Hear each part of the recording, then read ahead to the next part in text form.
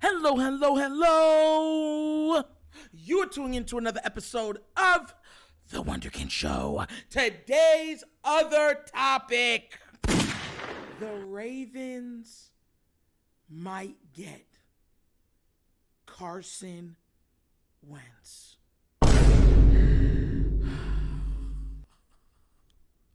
I'm not joking. Listen, there's rumors going on right now. I don't even know how I can say this straight, but I'm getting delirious just thinking about it. Ooh, the room is spinning. So there's literally rumors going on right now that the Ravens will look to add free agent Carson Wentz as an insurance policy for the upcoming season, per source.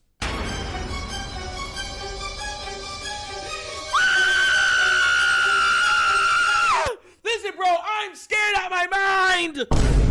Oh, and I promise you the black guy's going to survive this movie. I'm telling you, I'm not dying in the head. I can't believe that the Ravens, a once proud organization, would stoop so low, so far for Carson Wentz.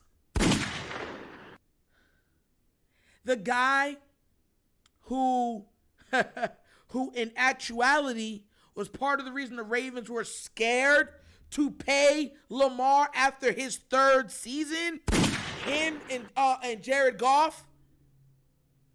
And that's the person you might use in an insurance policy. This is also the same quarterback. I want to remind y'all that his coach out and said, what was the difference between that team and your team, coach? And the coach said, well, they have a good quarterback and we don't.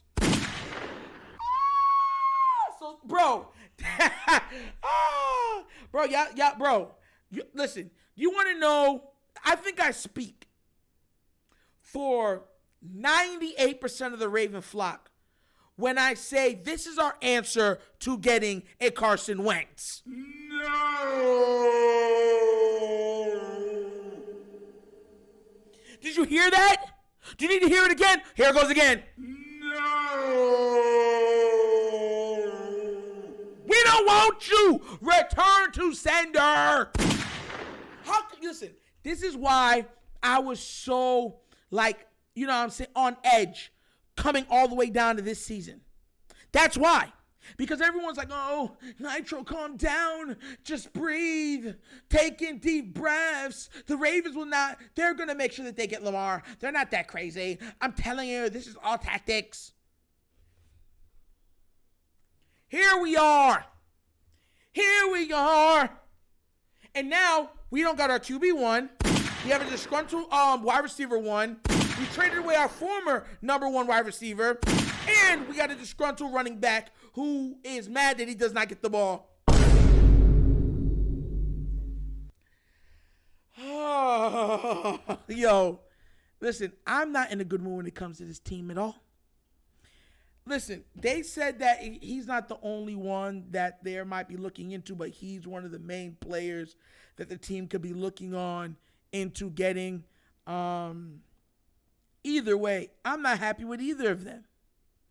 I think Teddy Bridgewater is another one that they could be looking into on acquiring to help with the QB duties in case Lamar sits out or anything else. I'm going to be real with you. Why does it have to come to this? If you want to keep Lamar Jackson, give him 3 years, fully guaranteed, $152 million, $151 million a year. He'll sign it. Y'all just don't want to give up the money. This is what I keep trying to tell people. This team is willing to lose. Do you know how this team, the only way I can see this team winning 10 games is if J.K. Dobbins goes off for 1,800 yards rushing. That's the only way. If J.K. Dobbins runs for anything over 1,800 yards, then this team could win 10 games. That's it. That is it. If he's not doing that, we don't have a shot. And to think to actually think. See, this is what I kept trying to tell y'all. They think that he's replaceable. They really think. You think Carson Wentz is going to replace a Lamar Jackson?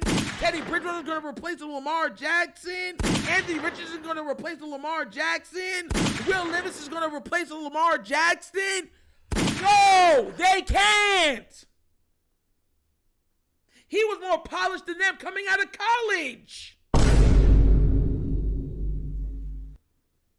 You see, this is why I keep trying to tell people the media will do its job, destroy common sense, because the masses will believe things if you keep telling them it.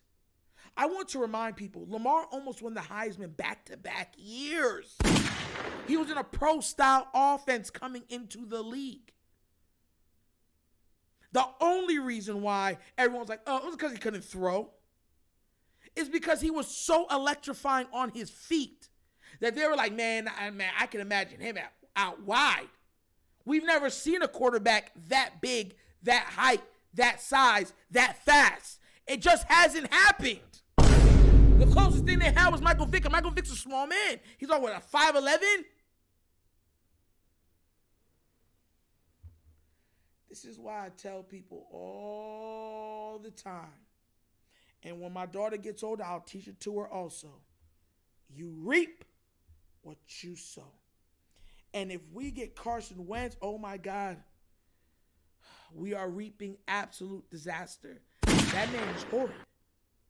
What do y'all think? Y'all the smart ones that can revitalize his career in Baltimore after we've seen how many teams try. The Colts have tried, right? Washington has tried, and then also Philly after the injuries tried, and now they want to say if Baltimore can try. Bro, when will it stop? He's made his money. The best Carson Wentz can be is a backup QB. It just is what it is. But to think, see, this is what you're willing. That's what I was trying to tell people. There's only two quarterbacks I can see starting right out of the gate in this draft. Just two. Just two. That's it. And y'all know who they are. And that's my problem. You're not going to get neither of those guys. You're not. So now you're like, well, we can get a rookie and we can get him. And Tyler Huntley's not even under contract. I really want to know what the Raven brass thinks they're doing.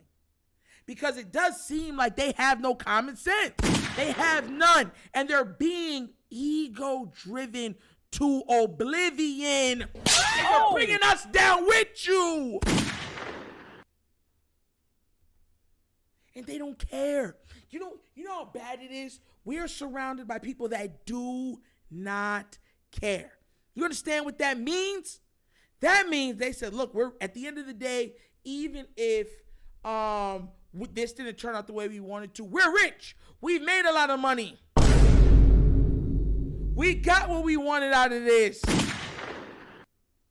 the fans, well, they'll get over it eventually.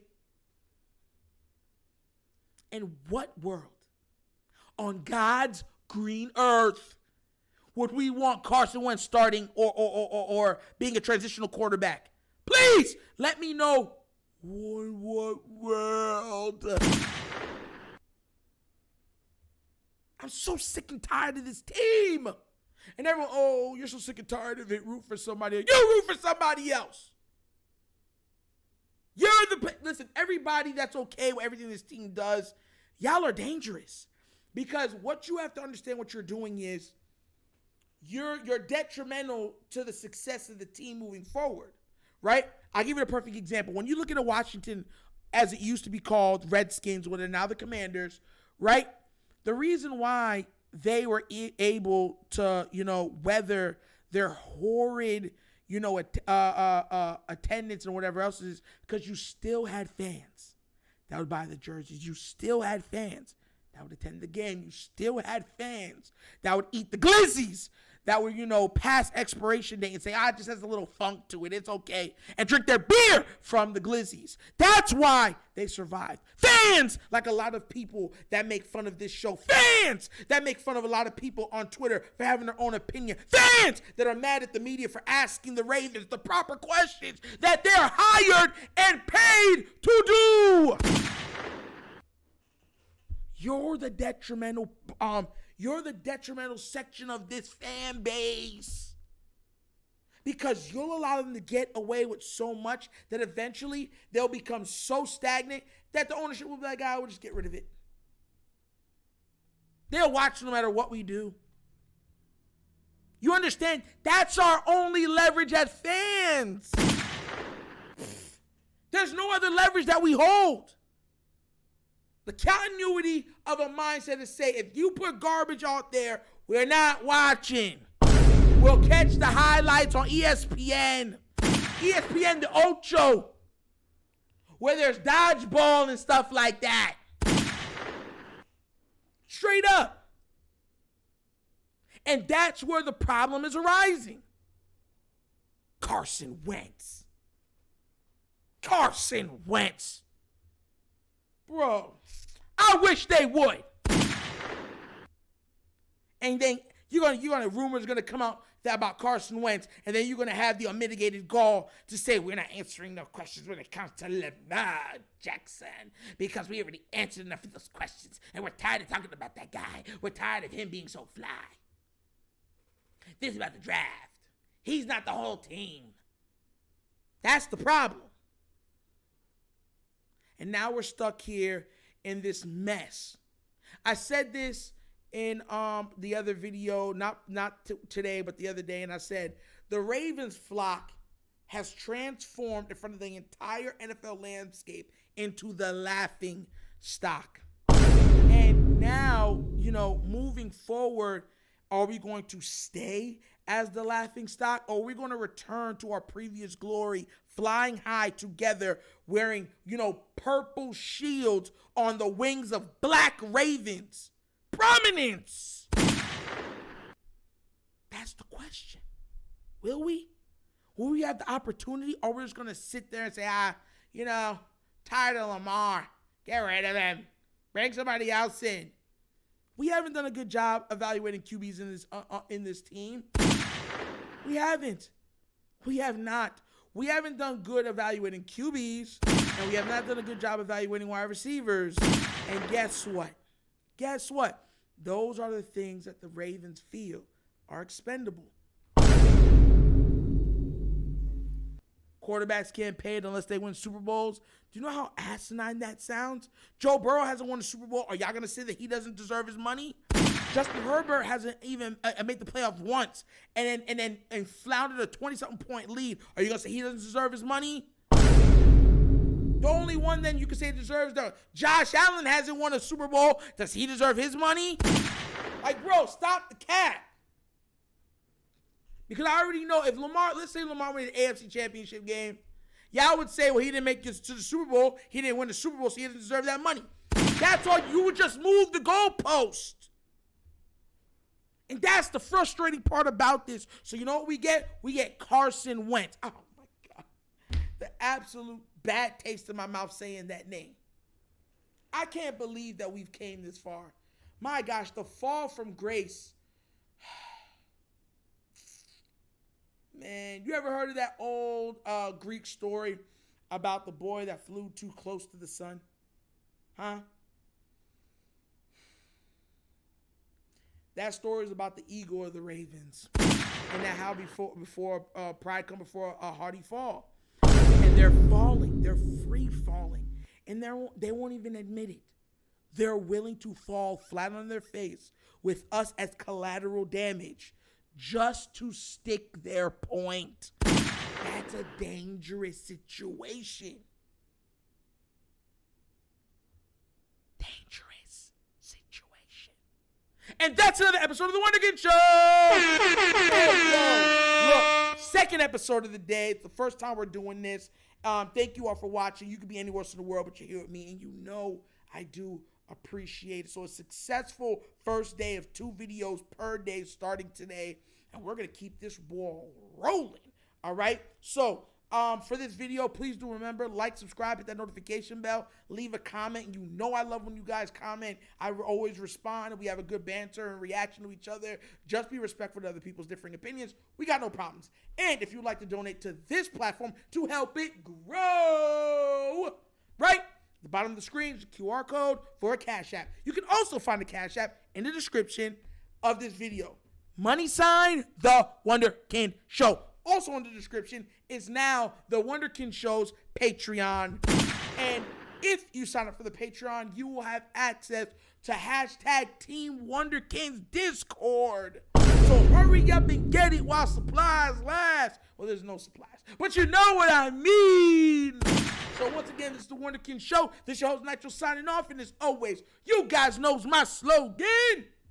Peace. And I am out of here. Yep.